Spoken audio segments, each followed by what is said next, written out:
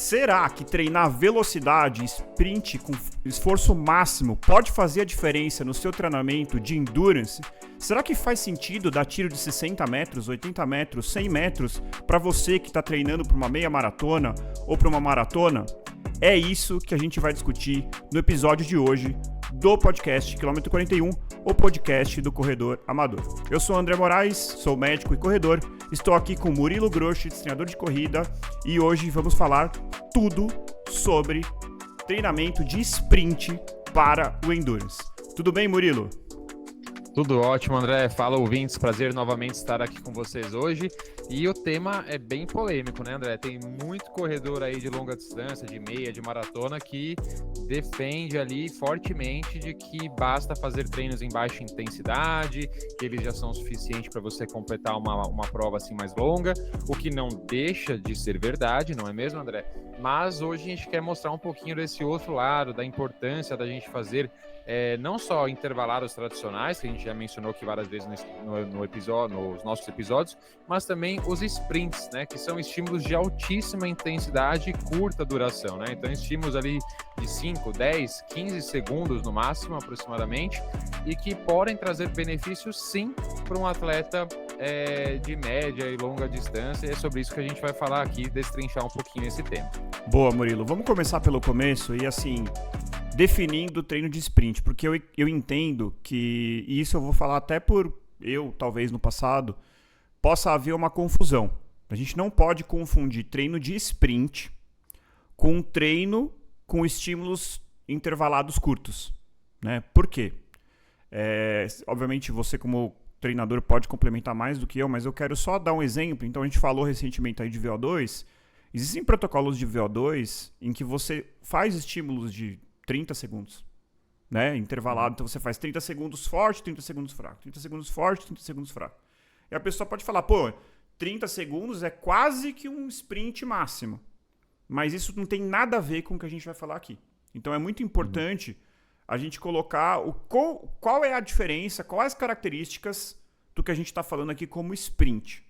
Você quer definir, Murilo? Só para a gente depois, se dependendo, eu complemento. Perfeito, André. Vamos lá. O exemplo que você usou foi muito interessante, né? Os protocolos de VO2 máximo, por exemplo, de 30 segundos, ou até estímulos mais longos ali de 2, 3, 5 minutos correndo ali do VO2 máximo, e aí com recuperações ativas de 2,5, 3 minutos, etc. A gente tem uma recuperação praticamente que completa, né? Mas não completa. Então a gente tem uma proporção ali de estímulo e recuperação muito semelhante, né, de tempo, de duração. Quando a gente fala e a intensidade do exercício, ela é ali perto do nosso VO2 máximo, no máximo, né?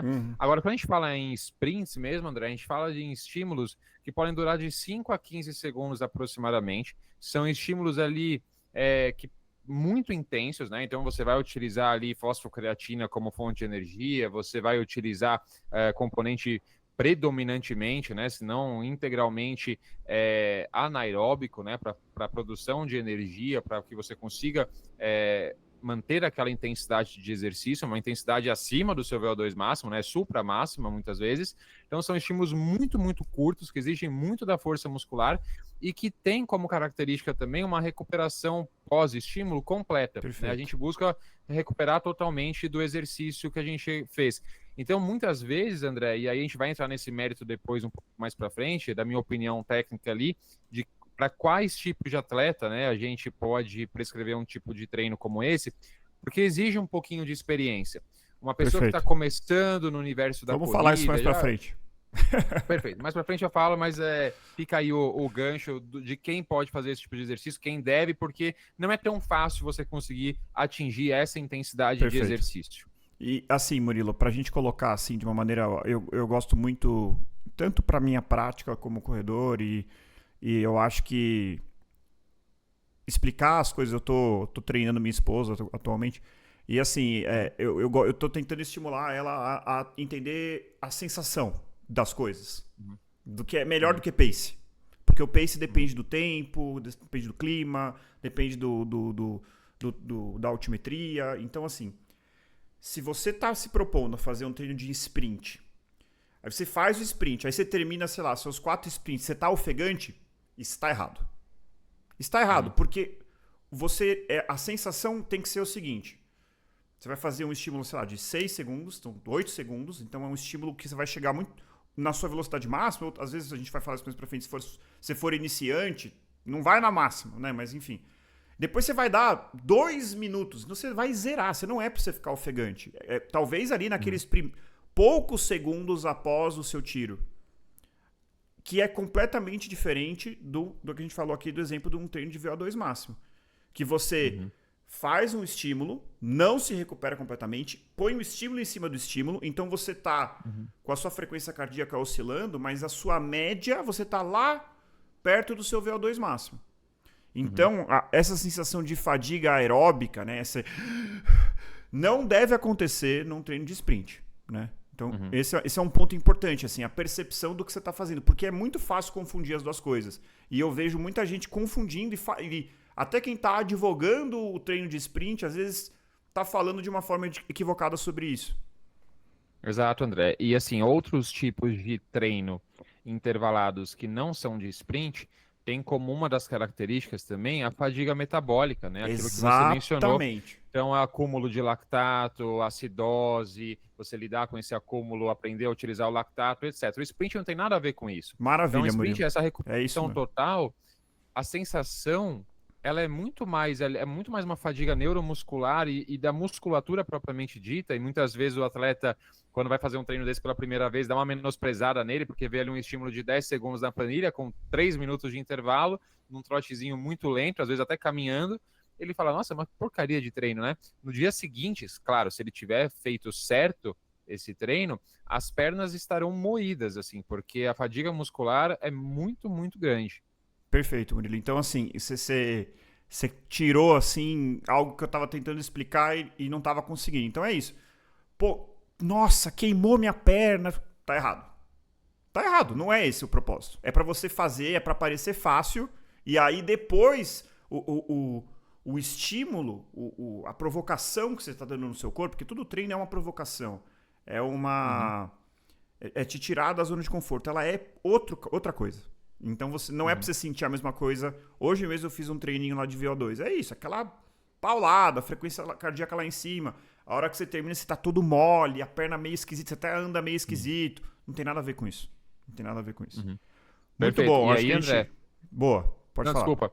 Só complementando a questão da fadiga muscular pós-treino de sprint, ela também é um pouco mais alta, geralmente, do que o normal, né?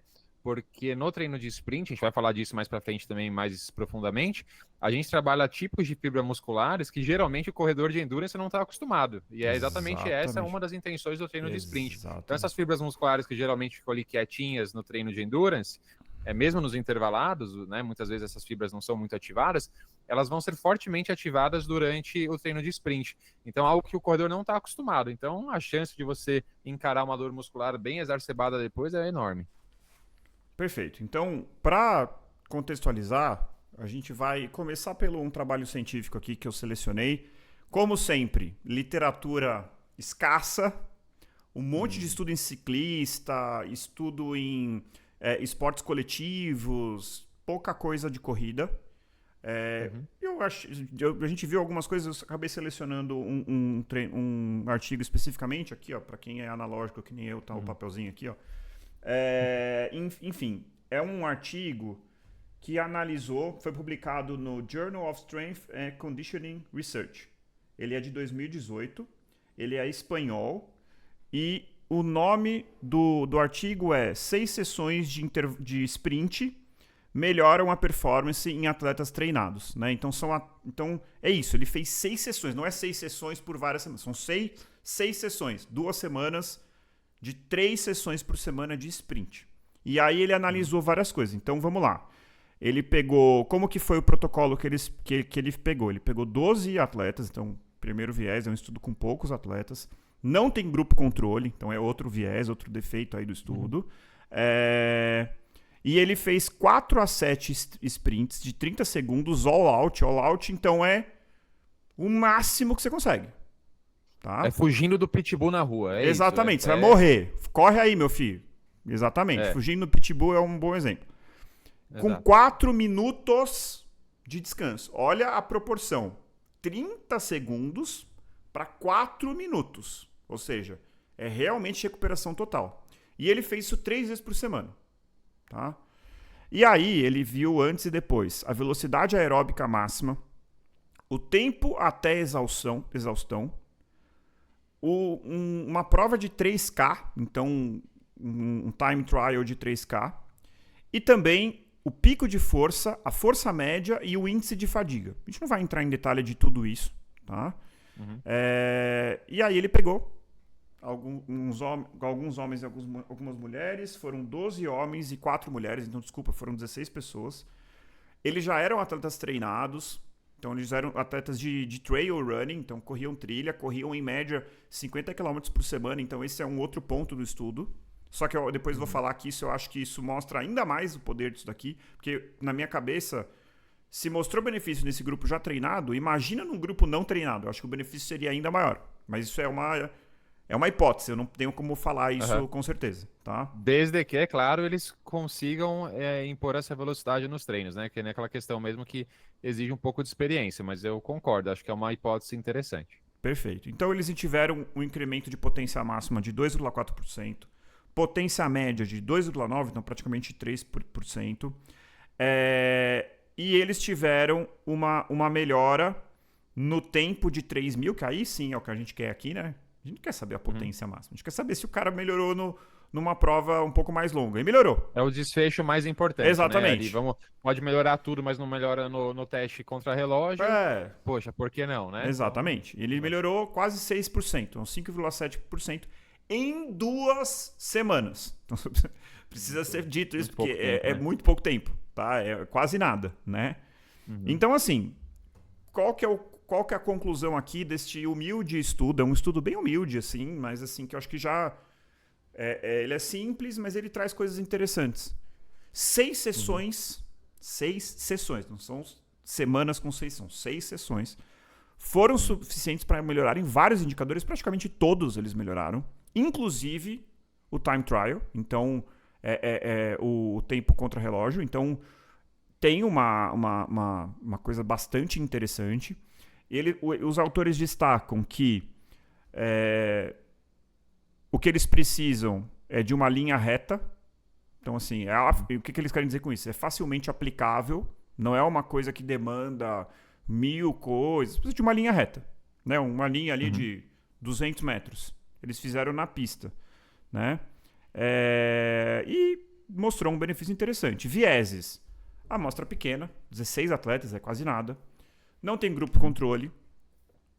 A duração do estudo, acho que talvez seja o principal, né? Porque, beleza, melhorou em 2 semanas, mas será que na terceira eles iam se lesionar? Será que isso ia continuar ao longo do tempo?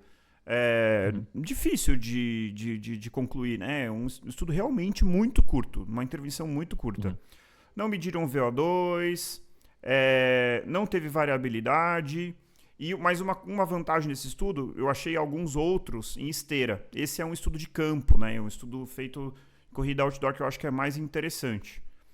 E aí é isso, tá bom, gente? Então, assim, com esse estudo, a gente pode concluir que, aparentemente, um treinamento de sprint pode fazer parte, né? Claro que com várias questões que a gente vai ponderar um pouquinho mais pra frente, de uma planilha de treinamento de alguém que está correndo 3.000, 5.000, 10.000, 21, 42. Pode falar, Murilo. Perfeito. Não, só ia complementar só para o pessoal que está nos ouvindo entender, né? Por que é tão importante, por exemplo, ter um grupo controle, né, num estudo desse? E porque muitas vezes esses desfechos podem apresentar melhora pelo simples fato da experiência, né? Quando você realiza, por exemplo, um teste contra relógio pela primeira vez de 3.000 metros, você tem um desempenho. Talvez na segunda vez que você faça, mesmo sem nenhum tipo de intervenção, só pelo fato de você conhecer esse teste e saber qual é o esforço que você deve imprimir nesse trajeto, talvez você já melhore, porque na primeira vez você vai um pouco cauteloso, por exemplo, aí depois você vai lá e, poxa, eu já consigo um pouquinho melhor.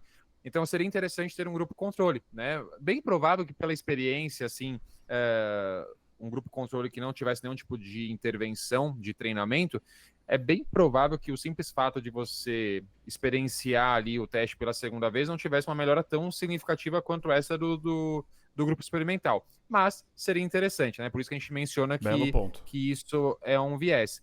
E aí um outro puxadinho aí que eu pensei aqui enquanto você falava, que é muito interessante o protocolo ter sido feito em ambiente outdoor, né? E isso é bem legal também quando a gente faz protocolos de sprint, porque na esteira é difícil, né? Você conseguir mensurar ali em tão pouco tempo qual seria a sua velocidade de all out, né? De realmente seu limite, sua máxima velocidade. É difícil. Então, vou colocar 18 km por hora, vou colocar 15, vou colocar 20. Muitas vezes, dependendo do nível do atleta, a esteira nem chega nessas velocidades, né? Então, muitas vezes, a esteira convencional que a gente tem na academia chega a 18 km por hora, quanto muito 20. Um atleta muito bem treinado, bem provável vai fazer um estímulo de 100 metros acima disso, a 25, 26 km por hora.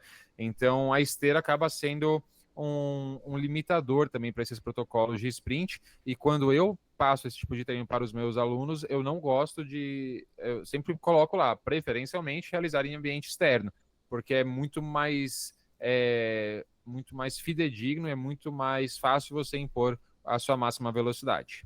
Perfeito, Murilo. Muito bem colocado. Então agora o ponto aqui, gente, então tá bom. Beleza, entendi que pode melhorar. Por quê?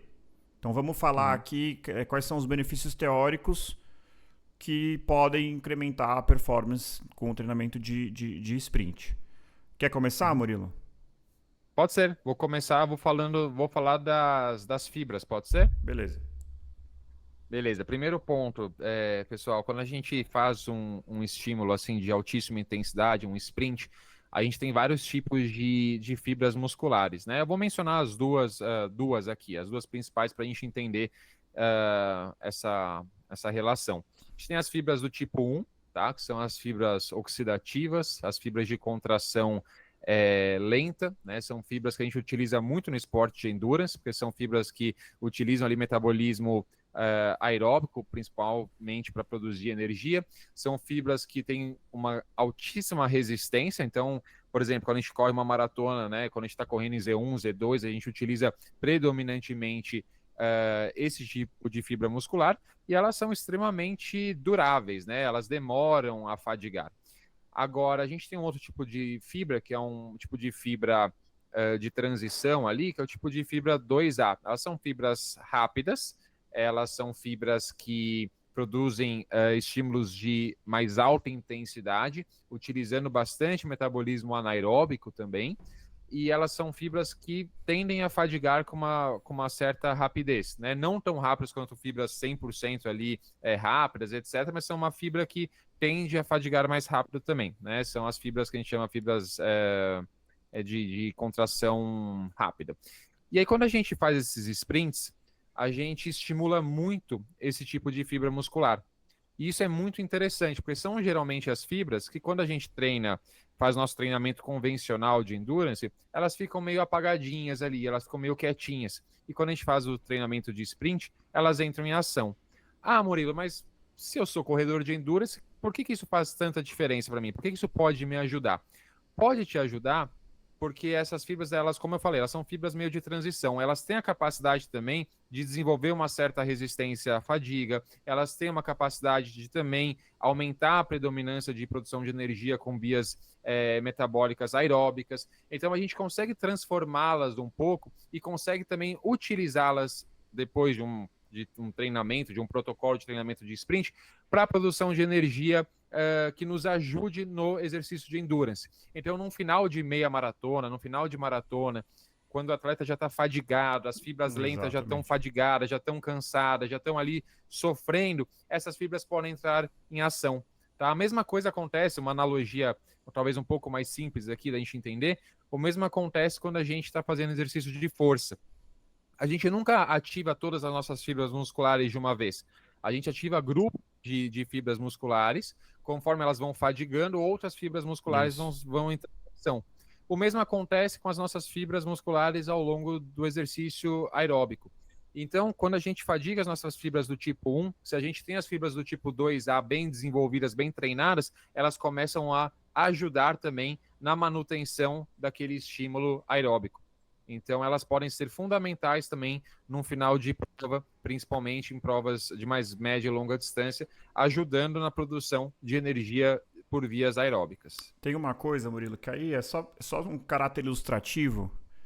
Quem está ouvindo aqui, pega a foto da linha de chegada da sua última prova e olha pro seu corpo, né? Tipo assim, como que você tá? Eu fiz esse exercício. Chegada da São Silvestre ou aquele trechinho da Brigadeiro.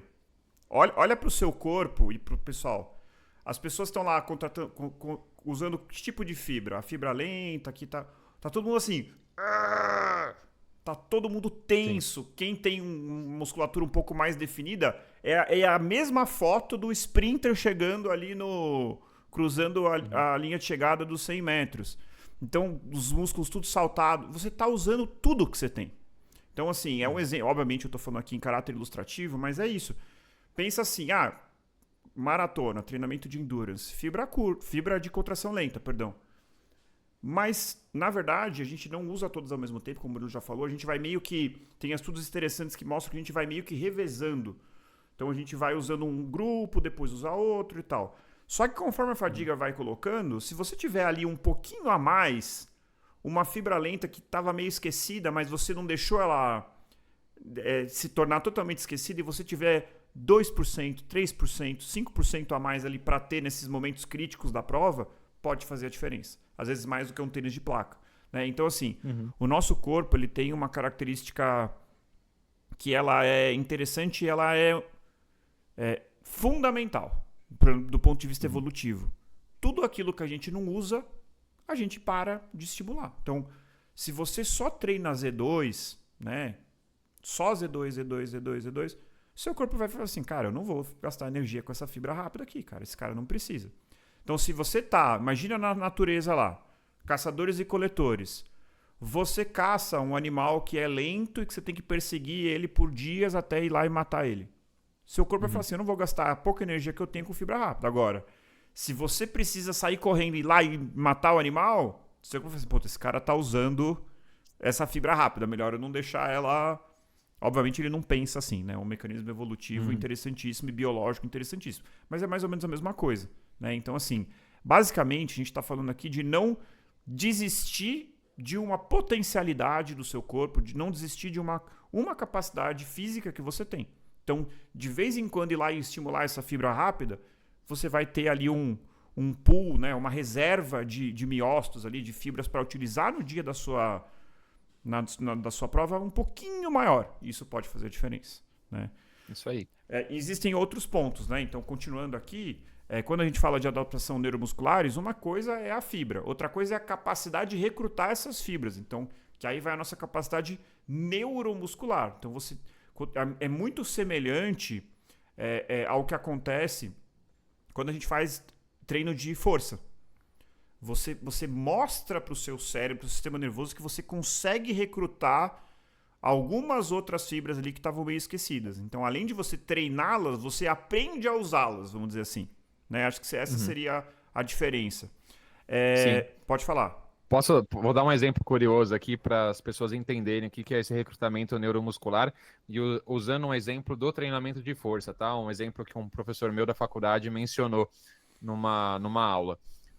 Quando a gente pega indivíduos treinados, mas não profissionais, né, de levantamento de peso, quando aquele indivíduo chega na falha concêntrica, né? Então, vamos imaginar aqui uma pessoa realizando um exercício de agachamento livre. Quando a pessoa agacha e não consegue mais subir, porque realmente a musculatura não tem mais como gerar força para vencer aquela carga, se você aplica um estímulo elétrico nos membros inferiores dessa pessoa, nos grupos musculares que exercem força durante o agachamento livre, ela consegue subir. O que isso significa? Significa que ainda havia fibras musculares disponíveis ali para gerar força, mas que a pessoa conscientemente não tinha capacidade de ativar, porque o sistema neuromuscular, né, o envio de sistema do sistema nervoso central de estímulos para as fibras musculares, não era capaz de forma consciente de ativar essas fibras musculares. Agora, quando a gente pega atletas profissionais, então pessoas muito bem treinadas, mesmo com um estímulo elétrico, essas pessoas não conseguem vencer a carga. Por quê? Porque elas conscientemente, através do treinamento, elas foram capazes de ativar praticamente 100% das suas fibras musculares. Ou seja, um estímulo elétrico externo não foi suficiente para fazer com que elas ativassem mais fibras musculares, porque todas já estavam sendo utilizadas. Sensacional, Murilo. Adorei esse exemplo. Adorei É mesmo. muito interessante. Muito interessante. E aí é isso, gente. A questão biomecânica. Então, melhor maneira de melhorar a biomecânica é fazendo exercicinhos educativos? Não. É correndo rápido. Você vai se tornar um corredor com uma biomecânica mais fluida, tempo de contato com o solo menor, mais eficiente do ponto de vista mecânico. Então, e isso vai se traduzir no próximo ponto, que é o que a gente sempre fala aqui, economia de energia. Então, você vai se tornar um ser mais econômico. Ou seja, correr distâncias mais longas, ou melhor, correr a mesma distância gastando menos energia, né? E eu acho, André, que esse ponto, e aí uma coisa que também ajuda bastante nessa economia de energia, é o trabalho da nossa do nosso componente elástico do músculo, né? Que a gente Perfeito. já mencionou em outros episódios. Então, aquela capacidade que o nosso músculo tem de contrair como uma mola e restituir energia de forma não custosa, não gastar energia, né? A gente tem esse componente elástico na nossa fibra muscular e ele, quando bem trabalhado, favorece muito, né, essa economia de corrida. Para quem ainda não sabe o que é economia de corrida, você correndo na mesma velocidade, você gasta atualmente X calorias, né? Então, depois de melhorar a sua economia de corrida, você gasta X menos 100, por exemplo. Então, você se torna um atleta menos custoso para manter uma mesma A intensidade de melhor maneira exercício. a analogia com quilômetro por litro do carro, né? Isso, perfeito. Então, assim, o Perfeito. carro Então, mais econômico, ele faz mais quilômetros por litro de gasolina. A gente não usa gasolina, a gente usa calorias que vem da alimentação, glicogênio e tudo mais, mas é mais ou menos a mesma coisa. Com 1.000 calorias, você consegue fazer mais quilômetros.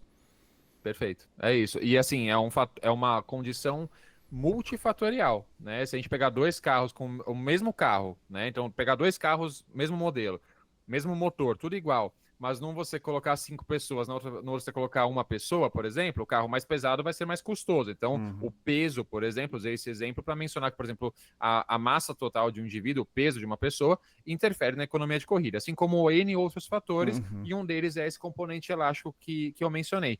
E no meu ponto de vista, André, a economia de corrida que a gente pode ganhar, que a gente pode não, né? Que a gente ganha com os exercícios de sprint, é assim, o ponto-chave do porquê isso é importante para atletas de mais longa distância. Porque se a economia de corrida ela importa para 5.000 metros, para 5 quilômetros, imagina só para uma meia maratona e para uma Exato. E maratona, às vezes é o oposto do onde que as pessoas pensam, né? os estoques de energia podem acabar, né? O de glicogênio muscular pode acabar. Então, se a gente é menos gastão, a gente posterga a nossa fadiga. Então, isso é muito, muito importante. Pode até ser ali um ponto de virada para evitar um muro de maratona, por exemplo. Agora já estou dando uma devagada aqui, né? Não, a gente não Não, tem estudos que nos comprovam isso, mas pela teoria faz sentido.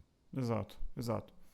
Legal, Murilo. Acho que a gente cobriu vários pontos. Esse ponto aqui, gente, da rigidez, isso é um ponto muito interessante. Tem estudos que mostram assim, os corredores mais rígidos, os corredores mais que têm essa capacidade de que é um elástico meio duro, assim, não é aquele elástico mole, é um elástico mais duro. Então, que tem um tendão de Aquiles que tem esse componente elástico maior, são corredores mais rápidos. Né? Isso explica um pouco, às vezes, aquelas pessoas que treina e não consegue ficar mais rápido. Pode ser VO2, pode ser peso, pode ser mau treinamento, mas tem também esse componente elástico que é muito importante.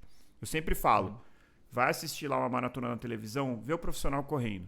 O cara parece uma mola correndo. O tempo de contato com o solo dele é muito pouquinho. O cara ele corre meio que pulando mesmo. E óbvio, cada um tem a sua característica biológica, mas o treino de sprint é uma das coisas que pode, junto com a pliometria, né? É muito parecido, inclusive, né? Assim, se for parar pra pensar. Esses exercícios de alta... Já temos episódios sobre pliometria, inclusive, então escutem lá. Ajuda a você construir esse componente elástico, né? E aí, usando justamente isso para a gente fazer a ponte com o último ponto aqui, que eu acho que esse talvez seja o mais esquecido, que é justamente o impacto que alguns treinos, desde que a gente vai falar depois dos perigos, né? Mas desde que feito de uma maneira inteligente, ele pode atuar também na prevenção de lesões. Explica aí, Murilo, como que isso pode atuar na prevenção de lesões. Uhum.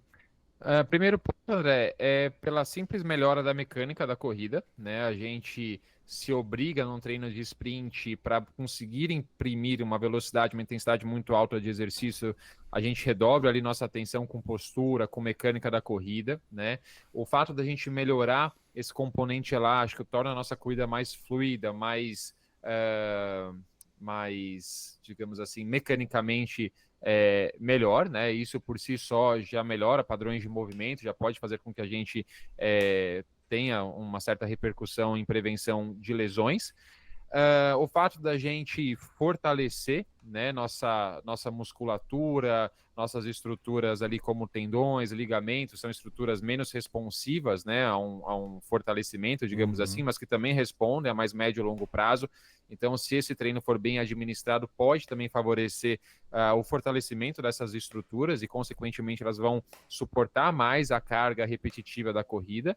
Então, esses seriam os principais pontos, né? Exato. Tem o lado oposto também, né? Se mal aplicado em momentos errados da periodização de treinamento ou para indivíduos que ainda não estão prontos para encarar esse tipo de treino, também pode ser um tipo de treino que favoreça lesões. Mas, se bem aplicado, ele pode prevenir também. É aquele paradoxo que eu sempre falo, já falei isso aqui algumas vezes. A mesma coisa que pode causar lesão pode ser o grande trunfo para evitar a lesão. E a pessoa fala assim, meu Deus, como assim? A questão é como você faz, qual é a carga, como que você aplica isso. Então você dá um estímulo de altíssima intensidade para o seu tendão, para o seu músculo, para a sua panturrilha. Pode ser fundamental, mas também pode ser o que te leva à lesão. E aí, assim, a minha físio, a Naira, que já veio aqui no podcast, ela sempre fala isso. Ela me falou isso um dia, isso me marcou muito. Uma das coisas que ela mais pega em consultório é paciente que teve tendinite do Aquiles e outras tendinites, né? Do Aquiles é clássica, né? E aí a pessoa se recupera, fica bem, tal, entra no ciclo flare, ou seja, revém a lesão. Pô, mas eu tive alta da físio. E geralmente o grande erro que ela encontra é não trabalhou potência explosiva, não trabalhou pliometria, não botou esse tendão nesse estresse máximo que será necessário para que a pessoa possa atingir performance na corrida. Então a pessoa está rodando, ela fortaleceu, o tendão está pronto para isso.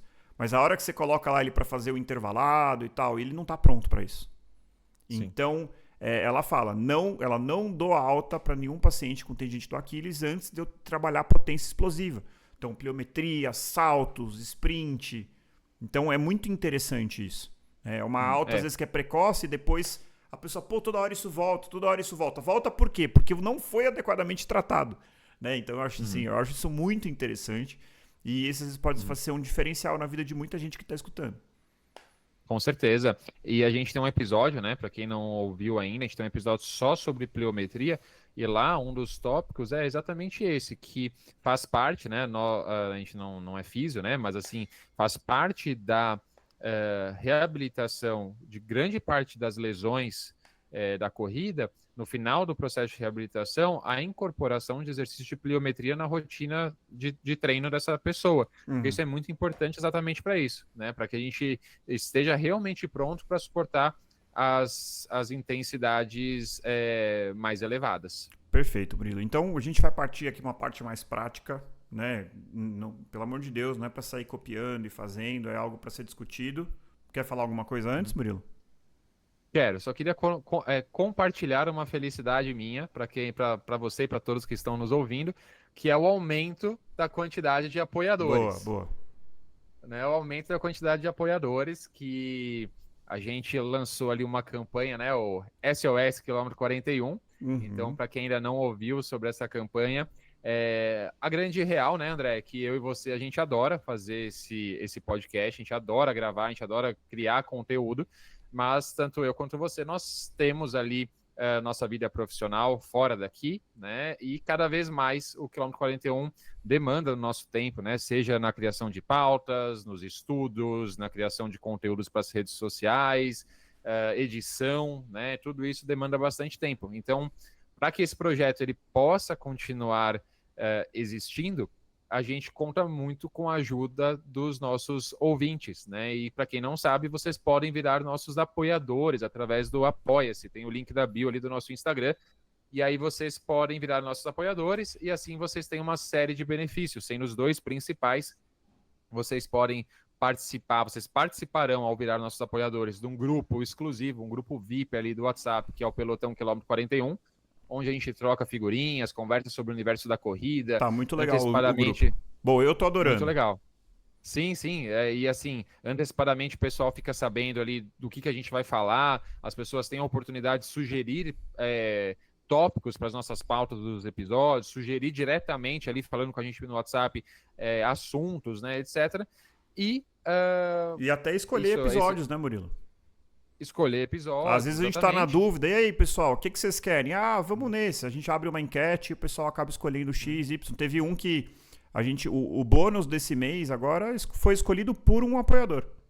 Trouxe um drama real ali da vida dele. A gente falou, pô, isso dá um episódio. Legal pra caramba, né?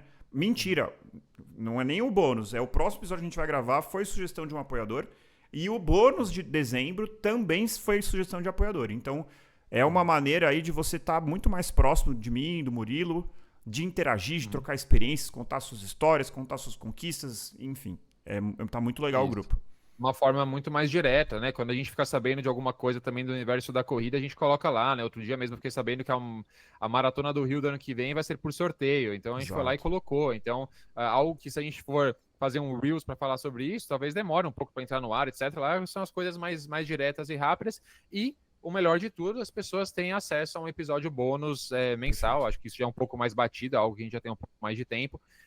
Um episódio bônus de altíssima qualidade, igual os episódios normais daqui. Então não é, vamos gravar um episódio curtinho de 5 minutos, 10 minutos, não. É um episódio real, 1 hora aproximadamente, um pouco mais, um pouco menos, que muitas vezes a gente fica com dó, a gente fala, caraca, a gente podia lançar como episódio normal, mas não, vamos manter só para os apoiadores, porque eles merecem, porque eles estão nos ajudando. Então, para quem tiver interesse, link da bio lá para vocês virarem nossos apoiadores, e a gente está alcançando ali uma meta que a gente traçou para até final de fevereiro, a gente já está chegando perto dela, então nos ajudem a chegar lá e crescer cada vez mais, para a gente profissionalizar cada vez mais aqui o nosso Quilômetro 41. E é isso, gente, assim, essa meta que a gente colocou é uma meta bem modesta, que está longe de resolver o problema, mas assim, era mais para nos dar um fôlego, tá? Então assim, se você, às vezes o meu receio é alguém que estava pensando em virar e falar assim, tá chegando a meta, então eu vou esperar. Não, gente, a gente precisa de muito mais, e não é porque a gente quer dinheiro, aliás, a gente nunca tirou nada pra gente, a gente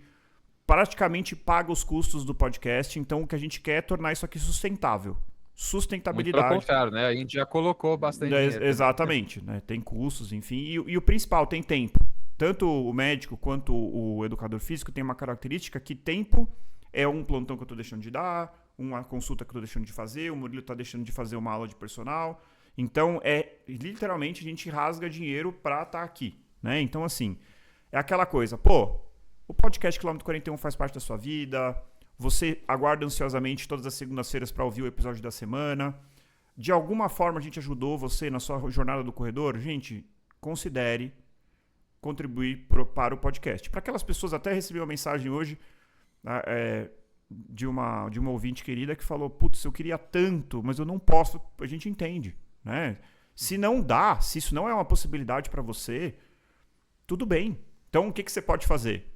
Pode nos seguir no Spotify, pode nos seguir no Instagram, pode nos seguir no YouTube. Acompanhe a gente em todas as mídias, isso ajuda a gente bastante. Compartilhe o episódio, isso é fundamental. Isso, sabe o que eu vi? Eu recebi uma mensagem do Spotify que falou assim, programas com a audiência que você tem geralmente possuem o dobro do número de seguidores. Ou seja, o que ele quis me dizer? Que pelo nível de audiência do nosso podcast, que graças a um trabalho insistente aqui, cresce semanalmente, falou assim, você deveria ter o dobro de seguidores. Então, gente, pelo amor de Deus, se você escuta o podcast Quilômetro 41, nos sigam no Spotify. Isso faz uma baita diferença. Ajuda demais. Baita diferença. De preferência, nos siga no Spotify e nos siga no YouTube, onde a gente tem ainda menos inscritos no canal. Beleza, gente? Então é isso. A gente precisa de ajuda, sendo bem transparente. A gente não quer que isso aqui acabe, mas existe uma chance real disso acontecer. Tá bom? Então, sendo transparente, verdadeiro. E eu falo isso com dor no coração, porque eu não queria ter que parar de fazer o podcast. Tá bom, gente? E é isso. Vai ficar mais difícil, porque o Murilo vai ter um filho, ele vai ficar com menos tempo, e a gente precisa ter convicção que isso daqui é algo sustentável, senão a gente vai ter que interromper. Sendo bem transparente. Então vamos lá, Murilo. Como que a gente pode inserir, e eu queria até usar um exemplo um pouquinho mais específico, Murilo. Qual seria, assim, o cara que é um pouco do que eu vou compartilhar aqui, mais ou menos a minha realidade. Eu sei que isso poderia me ajudar, mas eu morro de medo de fazer. Por conta do meu histórico de lesões, porque, putz, será que agora é o momento? Será que agora não é o momento? Então, assim, qual é o melhor momento? Na base, no meio do ciclo, final do ano, tapering, ou seja, no polimento? Qual é o melhor momento?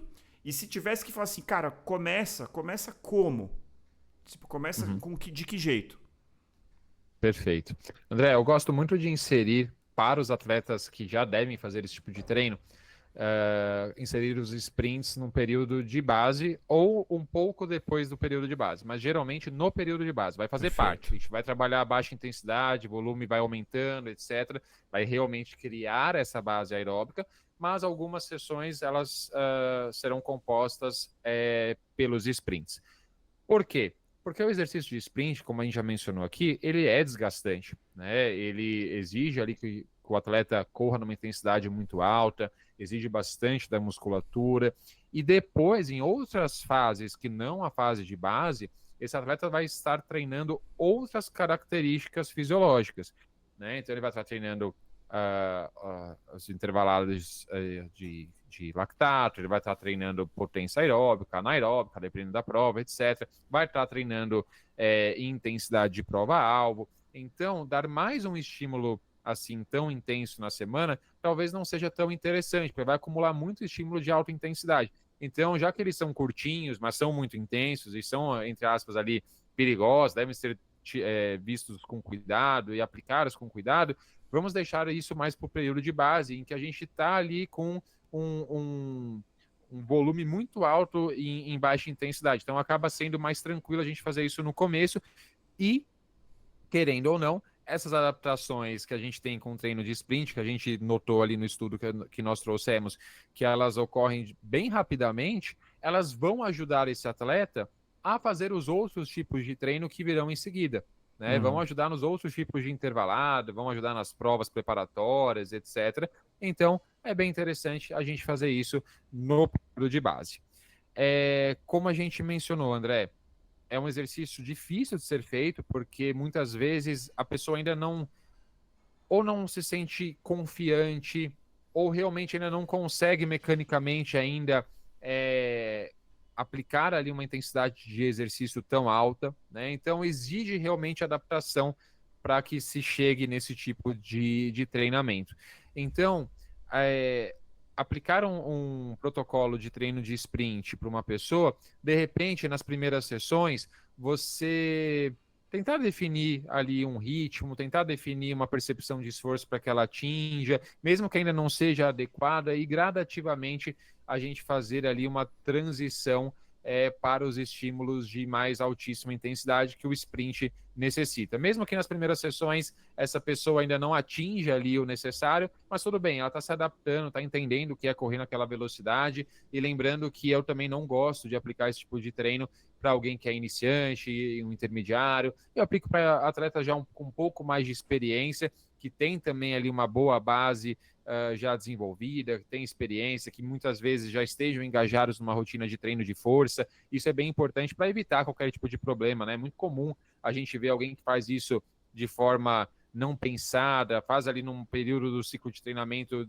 inadequado, ou faz ali ainda com pouca experiência. é super comum. No primeiro estímulo que a pessoa vai dar, ela sai numa arrancada igual o jogador de futebol. Vai lá e sente uma fisgada no posterior de coxa, por exemplo. Isso é extremamente comum. Então a gente precisa tomar bastante cuidado também e pensar para qual atleta e quando aplicar os treinos de sprint.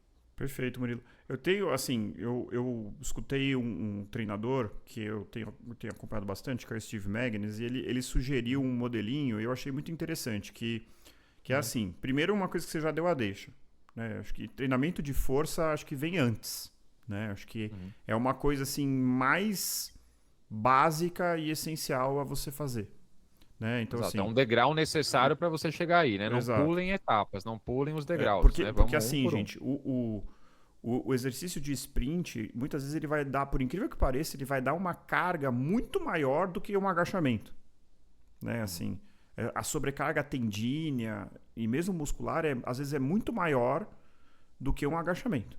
É assim como às vezes a pliometria também é muito maior do que um exercício de resistido clássico. Então ele colocou esse primeiro ponto. Segundo ponto, ele falou assim, não comece fazendo sprints com 100% logo de cara.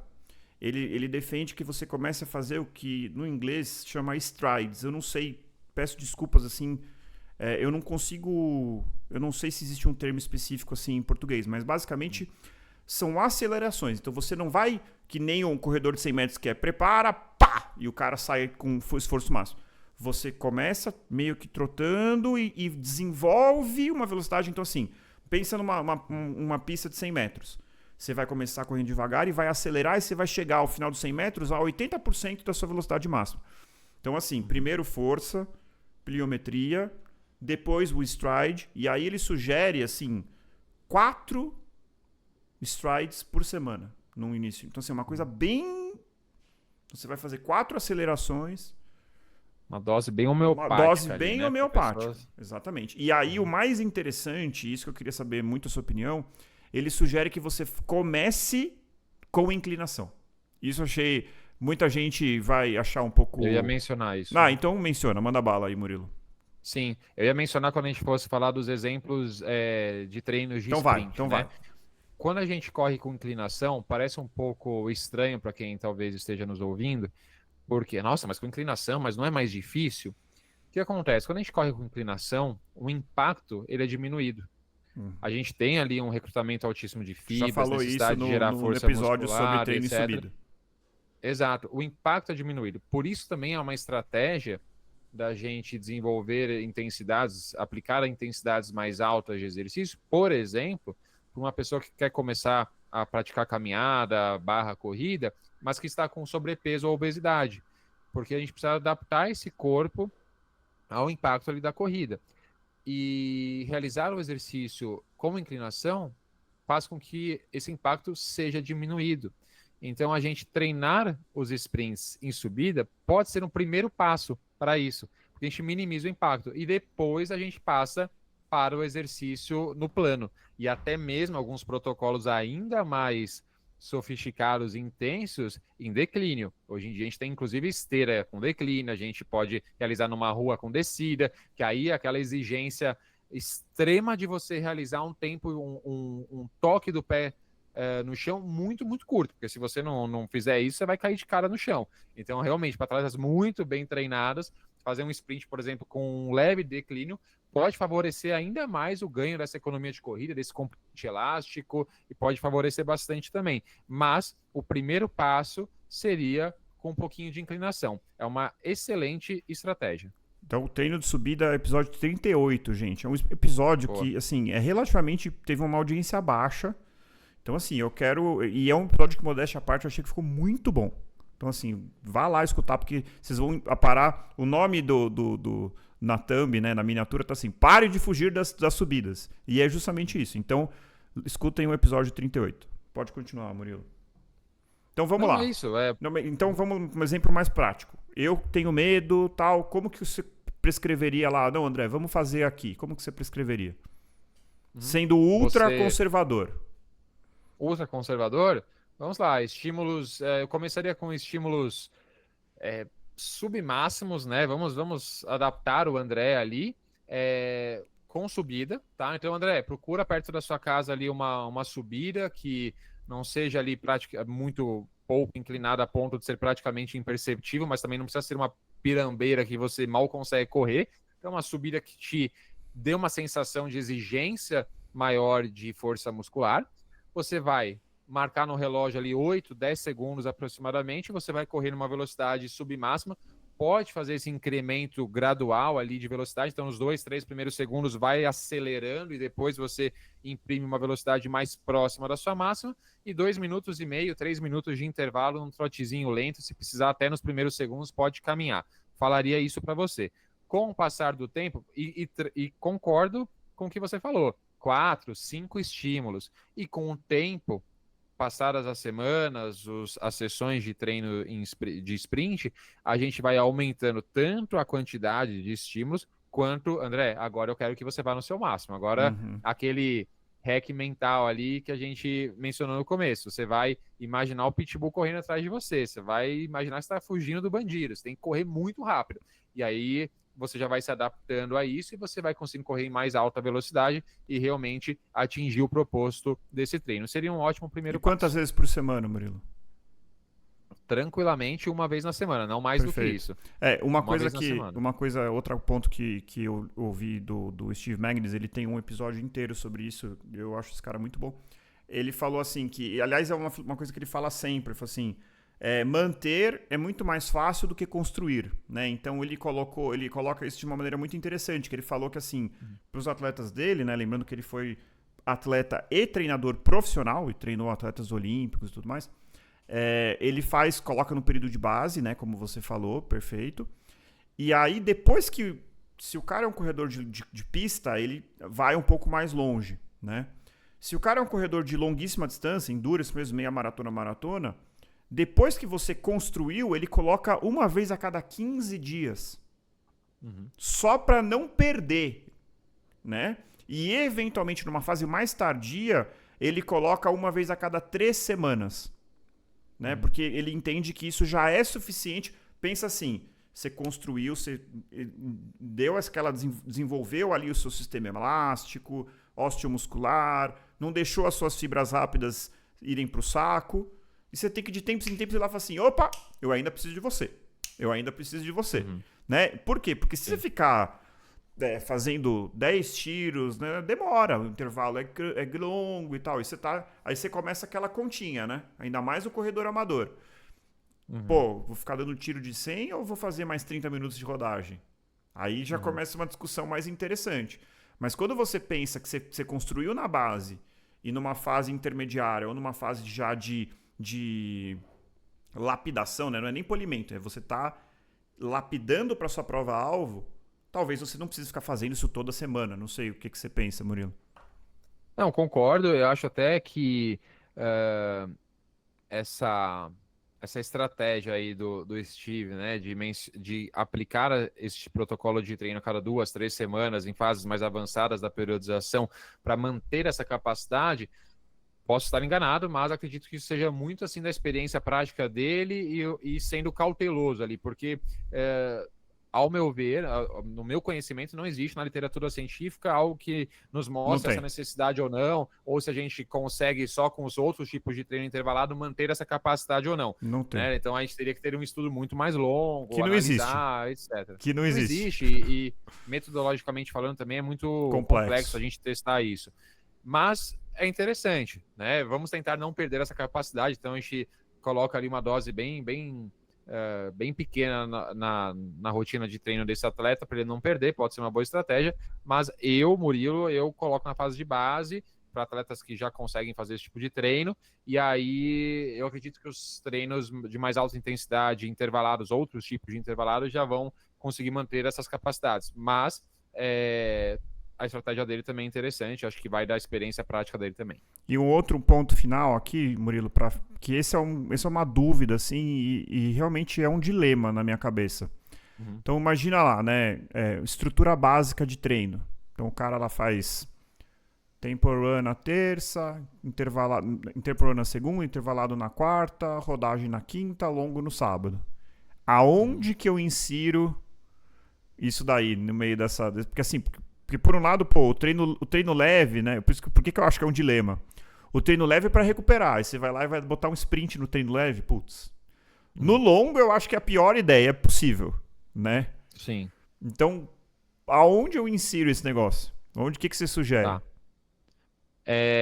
Se for no período de base, você não vai estar realizando ainda tantas sessões de qualidade na sua semana, né? Sessões de variação de intensidade. Então, dá pra gente coloca lá a sessão de sprint, né? E talvez você não esteja fazendo 2 sessões de qualidade ainda na semana, né? Caso você esteja ou em estágios mais avançados da sua periodização de treinamento para manutenção dessas características, né? Como você mencionou que o Steve faz, a gente ou substitui, né? A cada 3 semanas a gente vai tirar lá o tempo run e vai colocar a sessão de sprint. Ou, André, uma outra possibilidade, ainda mais que é só para manutenção, então talvez a gente não precise fazer ali 10 estímulos de 10 segundos, né? Talvez 4 já sejam suficientes. É você, na mesma sessão de treino, você fornece um estímulo de sprint, um estímulo de outra intensidade, seja uma tempo run, seja um intervalado de potência aeróbica. Isso é possível, porque a gente não precisa obrigatoriamente focar em uma só variável fisiológica numa sessão de treino. Há treinos em que a gente mescla as coisas, a gente pode mesclar. Até porque são estímulos muito distintos, né? Sim, são estímulos muito distintos. Acho que esse é o grande ponto, assim. Acho que você fala assim, pô, vou botar num dia de intervalado, vou colocar um sprint. Então, é que o que eles têm em comum é a intensidade, mas é muito diferente uma coisa da outra. Né? Muito diferente. Então, eu acho que é possível encaixar nesse dia. O que eu acho até melhor, pessoalmente, aí, gente, desculpa, é a opinião do André, que é médico, que não é treinador, que não é nada, do que colocar isso num dia de descanso. Num dia de rodagem leve. Não. Porque rodagem leve é pra recuperar. Tá? Então, assim, você fez ali 2 dias de qualidade, você tem um longo pra fazer, aí você vai, no dia que é pra rodar 40 minutos leve, você coloca o sprint, na minha cabeça, não faz sentido. Não, com certeza. Aí você estraga aquele seu dia regenerativo, né? Não vale a pena. Perfeito. Muito bom, Murilo. Gostei bastante do episódio.